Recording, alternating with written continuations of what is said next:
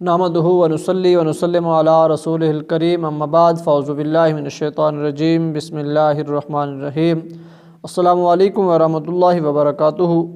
आज एक सवाल और उसके जवाब के साथ हाज़िर खिदमत हूँ। आज का सवाल एक बहन ने किया है कि हालत हैज़ में जो रोज़े क़ज़ा हो गए हैं उनकी क़ज़ा लाज़िम है और उनका मसला क्या है। तो एक बात याद रखें, मख़सूस अयाम जो औरतों के होते हैं उनमें उन पर जो नमाज़ें हैं वो उनकी कोई क़ज़ा नहीं है। अब ये मुख्तलिफ़ अयाम होते हैं, ज़्यादा से ज़्यादा अयाम हैज़ की जो मुद्दत है 3 दिन है, 5 दिन और 10 दिन, कम से कम 3 दिन है और ज़्यादा से ज़्यादा 10 दिन है।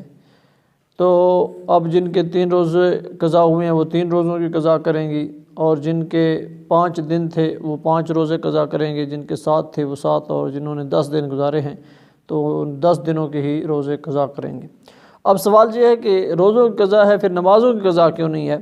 तो यहाँ पर एक बात याद रखें कि नमाज़ों की क़ज़ा अगर होती तो ये 10 दिन है और एक 10 दिनों को अगर 5 के साथ वो मल्टीप्लाई करें तो ये 50 नमाज़ें बनती हैं तकरीबन। अगर तहज्जुद गुज़ार भी हैं तो फिर 60 नमाज़ों की क़ज़ा वो उनके लिए मुश्किल हो जाता। हर महीने में 50-60 नमाज़ें क़ज़ा करना ये बहुत मुश्किल था। तो इसलिए अल्लाह ताला ने औरतों की आसानी, क्योंकि दीन आसान है, दीन मोहम्मद सल्लल्लाहु अलैहि वसल्लम में कोई जबर नहीं है, कोई सख्ती नहीं है।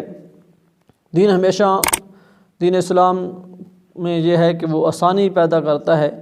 तो इसलिए आसानी के लिए अल्लाह ताला ने वो नमाज़ों की जो क़ज़ा थी वो उनके ऊपर ज़रूरी नहीं है, वाजिब नहीं है, अल्लाह ताला ने माफ़ कर दिया है।